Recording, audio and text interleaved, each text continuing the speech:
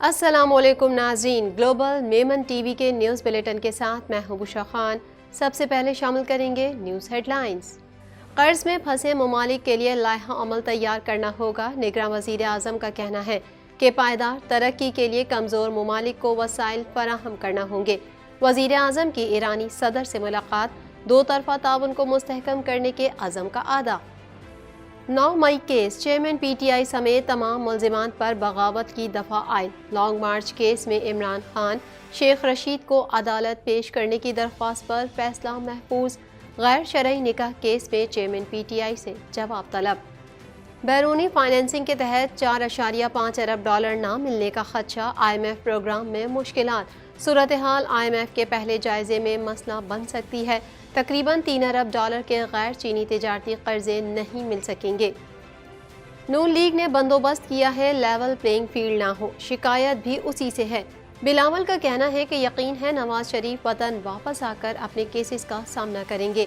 Level playing field متاثر کرنے کا الزام، خواجہ آصف کا بلاول کو جواب۔ کلبھوشن بھارتی ریاستی دہشت گردی کا نشان، اسٹیٹس میں کوئی تبدیلی نہیں ہوئی۔ ترجمان دفتر خارجہ کا کہنا ہے بھارت دہائیوں سے جنوبی ایشیا میں ٹارگٹ کلنگ میں ملوث ہے۔ پاکستان مسجد اقصی پر اسرائیل کی حالیہ جارحیت کی مذمت کرتا ہے۔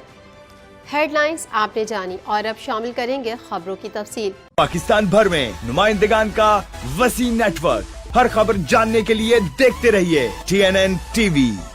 1.25 کروڑ کی آبادی پر مشتمل کراچی میٹروپولیٹن سٹی میں صحت کے حوالے سے ہسپتال تو بہت، لیکن فزیو تھراپی سینٹر نایاب ہیں۔ الحمدللہ ہم نے اس کمی کو پورا کرتے ہوئے گلستان جوہر میں زبیداس فزیو تھراپی سینٹر کا آغاز کر دیا ہے۔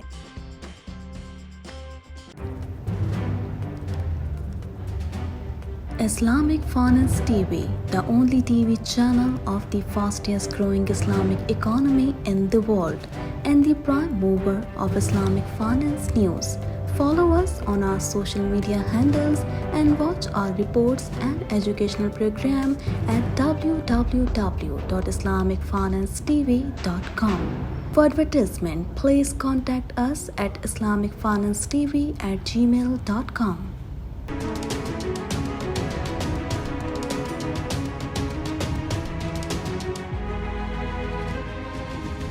نیو یارک میں مباحثے سے خطاب میں نگراں وزیر اعظم انوار الحق کاکڑ نے عالمی سطح پر معاشی مساوات قائم کرنے پر زور دیتے ہوئے کہا ہے کہ پائیدار ترقی کے لیے کمزور ممالک کو وسائل فراہم کرنا ہوں گے۔ مزید تفصیلات اس رپورٹ میں۔ نیو یارک میں مباحثے سے خطاب میں نگراں وزیر اعظم انوار الحق کاکڑ نے عالمی سطح پر معاشی مساوات قائم کرنے پر زور دیتے ہوئے کہا کہ پائیدار ترقی کے لیے کمزور ممالک کو وسائل فراہم کرنا ہوں گے۔ جنرل اسمبلی کے اجلاس کے موقع پر نیو یارک میں ترقیاتی اہداف کے لیے وسائل اور سرمایہ کاری سے متعلق مباحثے سے خطاب میں نگراں وزیر اعظم انوار الحق کاکڑ نے کہا کہ ترقی پذیر ممالک کے پاس ترقیاتی اہداف حاصل کرنے کے لیے وسائل کی کمی ہے۔ قرض میں جکڑے ملکوں کے لیے لائحہ عمل تیار کرنا ہوگا۔ نگراں وزیر اعظم گلوبل ڈیولپمنٹ انیشیٹو اجلاس میں بھی شریک ہوئے، جہاں انہوں نے کہا کہ چین کا بیلٹ اینڈ روڈ اقدام اور سی پیک پائیدار ترقیاتی اہداف کے حصول میں اہمیت کے حامل ہیں۔ نگراں وزیر اعظم انوار الحق کاکڑ کی ایرانی صدر ابراہیم رئیسی سے بھی ملاقات ہوئی، جس میں ان کا کہنا تھا کہ پاکستان ایران کے ساتھ قریبی برادرانہ تعلقات کو مزید وسعت دینا چاہتا ہے۔ ایرانی صدر کی سب سے پہلے پڑوس کی پالیسی پاکستان کی حکمت عملی سے مطابقت رکھتی ہے۔ نگراں وزیر اعظم کا مزید کہنا تھا کہ پاک ایران تعلقات میں اہم علاقائی اور عالمی امور پر یکسانیت اور باہمی دلچسپی کے تمام شعبوں میں مضبوط تعاون شامل ہے۔ ملاقات میں دونوں ہمسایہ ممالک کے درمیان قریبی برادرانہ تعلقات کو اجاگر کرتے ہوئے وزیر اعظم نے ان تعلقات کو مزید مستحکم اور گہرا کرنے کے عزم کا اعادہ کیا۔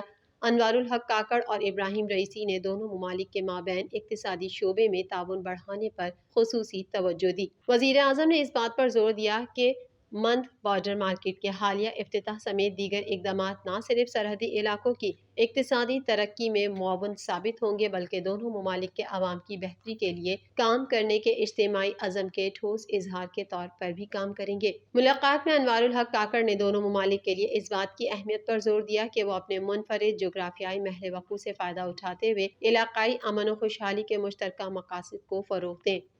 سانحہ 9 مئی کے مقدمات میں چیئرمین پی ٹی آئی سمیت تمام ملزمات کے چالان میں بغاوت کی دفعات شامل کر دی گئیں۔ مزید جانتے ہیں اس رپورٹ میں۔ سانحہ 9 مئی کے مقدمات میں چیئرمین پی ٹی آئی سمیت تمام ملزمان کے چالان میں بغاوت کی دفعات شامل کر دی گئیں۔ S S P investigation Anoosh مسعود نے بتایا کہ 9 مئی کے مرکزی مقدمے سمیت تمام مقدمات میں 120 بی کی دفعات لگا دی گئیں۔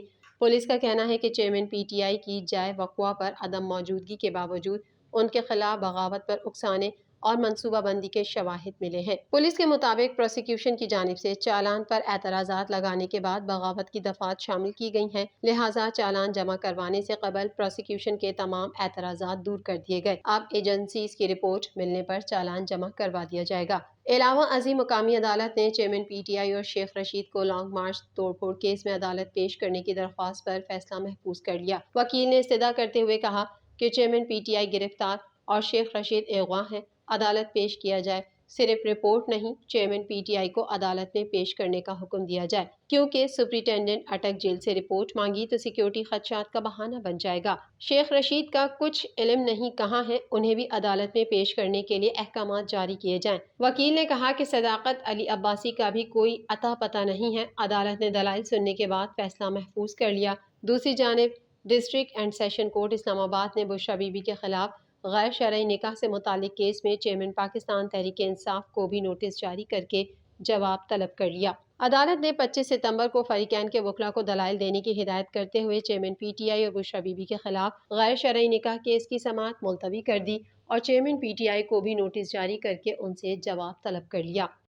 پاکستان کے بیرونی فائنینسنگ پلان میں سے تقریباً 4.5 ارب ڈالر نہ ملنے کا خدشہ ہے، جبکہ قرضوں کے اخراجات کا تخمینہ کم لگانے کی وجہ سے بجٹ میں مزید 1 ٹریلین روپے کا اضافہ ہو سکتا ہے۔ مزید احوال اس رپورٹ میں۔ پاکستان کے بیرونی فائنینسنگ پلان میں سے تقریباً 4.5 ارب ڈالر نہ ملنے کا خدشہ، جبکہ قرضوں کے اخراجات کا تخمینہ کم لگانے کی وجہ سے بجٹ میں مزید 1 ٹریلین روپے کا اضافہ ہو سکتا ہے، جبکہ یہ صورتحال آئی ایم ایف پروگرام کے پہلے جائزے کے دوران سنگین مسئلہ بن سکتی ہے۔ وزارت خزانہ کے ذرائع نے بتایا کہ تقریباً 4.5 ارب ڈالر کا فائنینسنگ گیپ اور رواں مالی سال کے لیے سود کی ادائیگی کے لیے تقریباً 1 ٹریلین روپے کم مختص کرنا غیر حقیقی بجٹ تخمینے کا نتیجہ ہے۔ ان مسائل کے حل کے لیے حالیہ دنوں میں متعدد اجلاس ہوئے ہیں۔ ذرائع نے بتایا کہ 20 ارب ڈالر کی بیرونی فائنینسنگ کے تخمینے کے مقابلے میں خدشہ ہے کہ کم از کم 4.4 ارب ڈالر کے غیر ملکی قرضے نہیں مل سکیں گے۔ یہ معاملہ وزارت خزانہ میں اعلیٰ سطح پر اٹھایا گیا ہے اور اس کے بعد اقتصادی امور ڈویژن اور فائنانس ڈویژن کے درمیان اجلاسوں کا سلسلہ شروع ہو گیا تاکہ اس خلیج کو پر کیا جا سکے۔ میڈیا رپورٹ کے مطابق اگر ان مسائل پر توجہ نہ دی گئی تو وہ اس سال نومبر میں 3 ارب ڈالر کے آئی ایم ایف پروگرام کے پہلے جائزے کے وقت مسائل پیدا کر سکتے ہیں۔ ذرائع نے بتایا کہ وزارت خزانہ اس نتیجے پر پہنچ چکی ہے کہ پاکستان کی نچلی کریڈٹ ریٹنگ اور عالمی سطح پر زیادہ شرح سود کے ماحول کے پیش نظر پاکستان کو تقریباً 3 ارب ڈالر کے غیر چینی تجارتی قرضے نہیں مل سکیں گے۔ تاہم وزارت خزانہ اب بھی 1 ارب ڈالر کی چینی کمرشل فائنینسنگ اور دیگر ذرائع سے تقریباً 600 ملین ڈالر حاصل کرنے کے لیے پرامید ہے۔ گزشتہ ماہ نگراں وزیر خزانہ ڈاکٹر شمشاد اختر نے وزارت خزانہ کو ہدایت کی تھی کہ وہ موجودہ معاشی حالات کی روشنی میں فائنینسنگ پلان پر نظر ثانی کرے اور خاص طور پر غیر چینی غیر ملکی کمرشل بینکوں سے قرضوں اور ساورن بانڈز کے ذریعے سے فنڈز کے حصول کا تخمینہ لگایا جائے۔ آئی ایم ایف پروگرام کے تحت قرضے ملنا ابھی شروع نہیں ہوئے، حالانکہ حکومت کو امید تھی کہ آئی ایم ایف کے قرض کی منظوری کے فوراً بعد یہ قرضے ملنا شروع ہو جائیں گے۔ اسٹیٹ بینک کے قواعد و ضوابط بھی اس فنڈنگ کی راہ میں رکاوٹ ہیں۔ اگر صوبے ترقیاتی سرگرمیوں میں تیزی لائیں اور اسٹیٹ بینک اپنے قواعد میں نرمی کر سکے تو کثیر جہتی اور دو طرفہ قرض دہندگان کی جانب سے رواں مالی سال کے دوران 7 ارب ڈالر سے زائد کی ادائیگیاں ہو سکتی ہیں۔ Chairman peoples party Bilawal Bhutto Zardari نے کہا ہے کہ لیول پلینگ فیلڈ کی شکایت نون لیگ سے ہے اور مجھے یقین ہے نواز شریف وطن واپس آ کر اپنے کیسز کا سامنا کریں گے۔ مزید تفصیلات اس رپورٹ میں۔